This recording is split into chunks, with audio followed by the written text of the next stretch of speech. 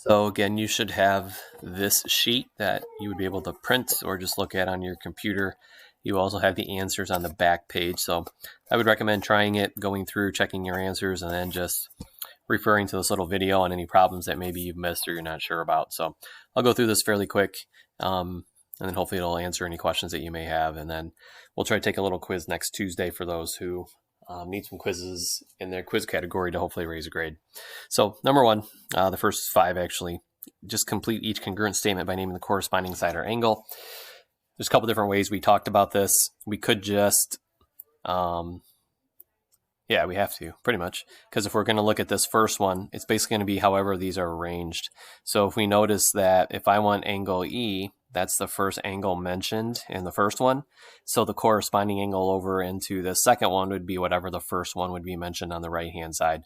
So what that would mean is angle E here would have to be congruent to angle R over here. So we would say angle R. Number 2, angle I. So we would find where I is at. I is the third angle mentioned in the first triangle. We go over here to the second triangle. C is the third angle mentioned in the second triangle. So those would have to be the angles that are congruent. So I would have to be congruent to C. Third one, we have angle P. Angle P is the second angle that we have mentioned. If we look over here, the second angle mentioned is V. So angle P would have to be congruent to angle V. 4, again, don't necessarily need the triangles. We don't need to mark them. Take your L, first angle mentioned in triangle number 1. That would have to be congruent to angle X because that's the first angle mentioned in that triangle. If you go to number 5, first one, only one really, where we're looking for the segments. So if you find where we have LK connected, it's right here. It's the first to the second variable in triangle number 1. So basically it's from angle L to angle K. If we go to the second triangle, the first to the second would be V to W. So segment VW, if we drew out our triangle, 2 triangles, would have to be congruent to segment LK. So that's all you're doing with those. 6, you're going to write a congruency statement that indicates the triangles are congruent. So what we would just say is triangle, and then we'll do triangle number 1 first. And we have to name this using these 3 angles, the P, the Q, and the R. I'm just going to go in the order. Notice how there's 1 arc, 2 arcs, and then this one has 3 arcs. So I'm going to call this triangle P, Q, R. Would have to be congruent. And since we went from 1 arc to the 2 arcs over here to the angle that has 3 arcs, then we'd have to do the same thing in the others, or in the other triangle. Those would have to be our congruent angles. So here's the 1 arc angle. So I would say triangle B. The 2 arc angle is up here at A. And then the angle that has 3 arcs is C. So triangle BAC. 7, same thing. If we look at triangle number 1, that triangle I am going to call T, S, R, just because this has our 1 arc. This one has the 2 arcs. This one has 3. So I just went from 1 to 2 to 3. It's the easiest one to remember. So when we go to triangle number 2, we have to do the same exact thing. Go from 1 arc, which is the U, to the 2 arced angle, which is V, to the angle that has 3 arcs, which is W. So angle, or triangle TSR would have to be congruent to UVW. Next page, last couple, if I can get it.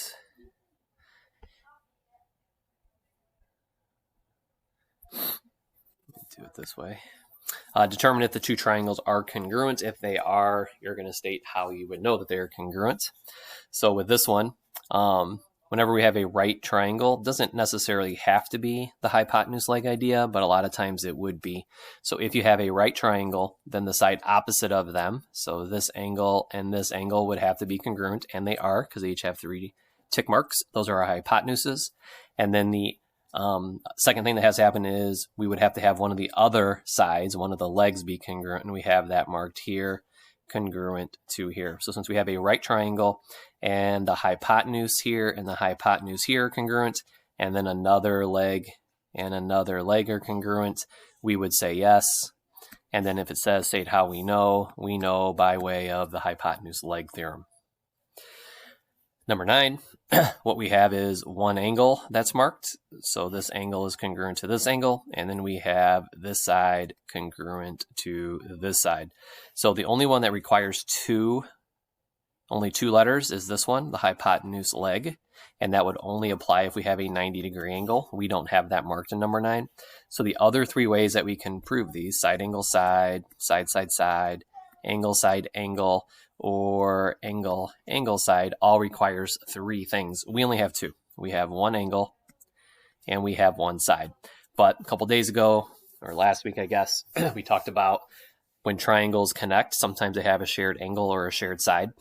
This one has what we would call a shared angle, or basically what we would call vertical angles. They're on opposite sides of each other. They're directly across from each other. And those 2 angles, when we share those, are going to have the same exact degree measurement, meaning this angle and this angle are congruent.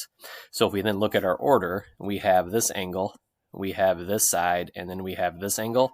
This side lies in between these 2 angles. This side lies in between these 2 angles.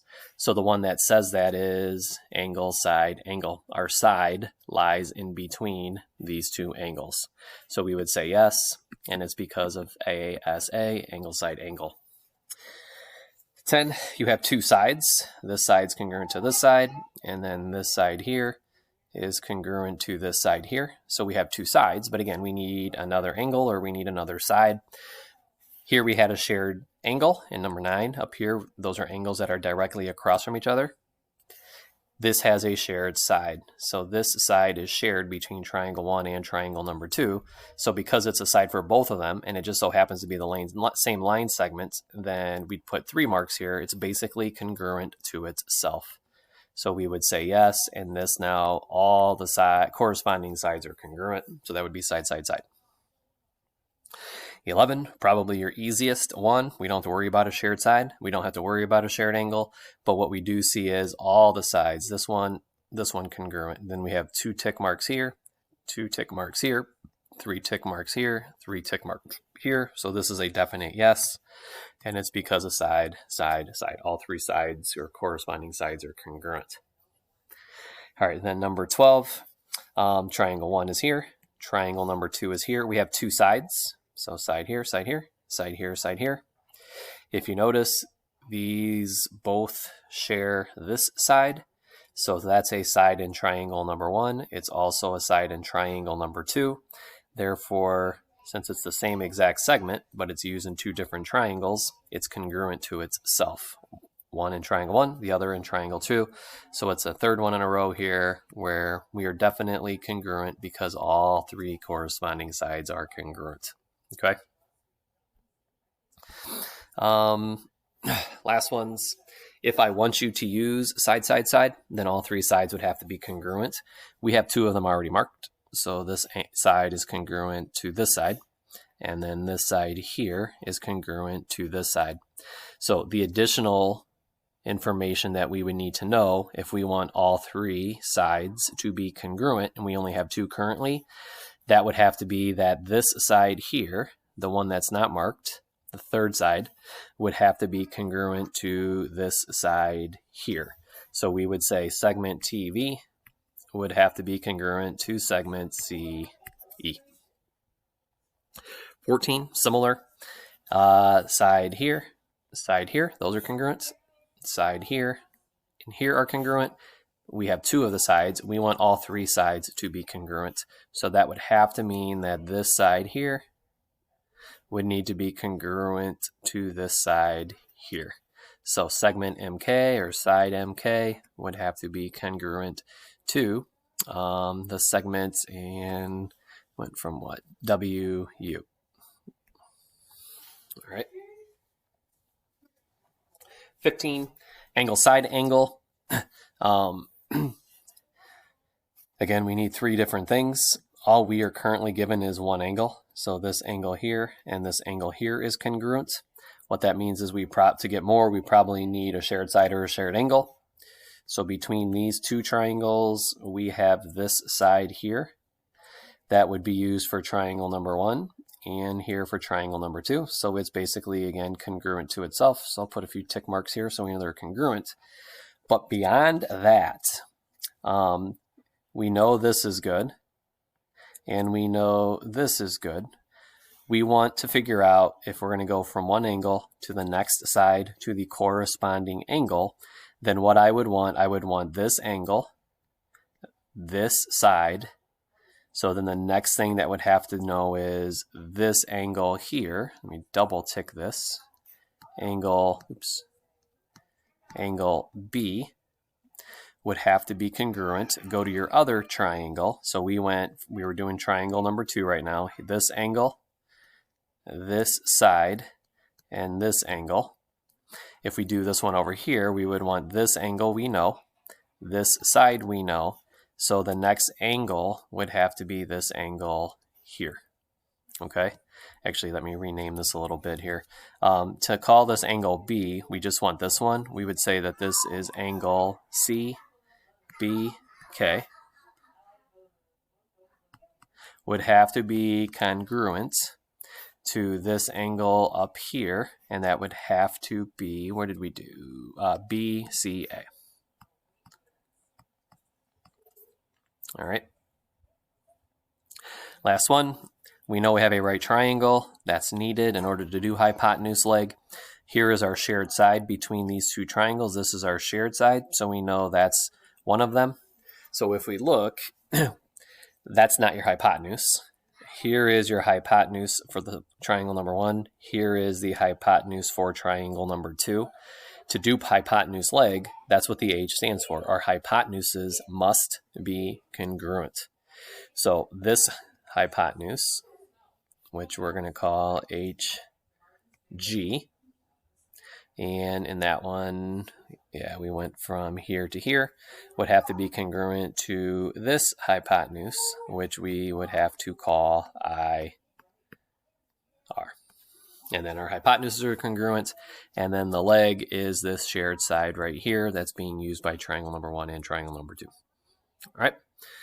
Hopefully that will make sense. The quiz will not deviate from what these look like. It'll be very similar.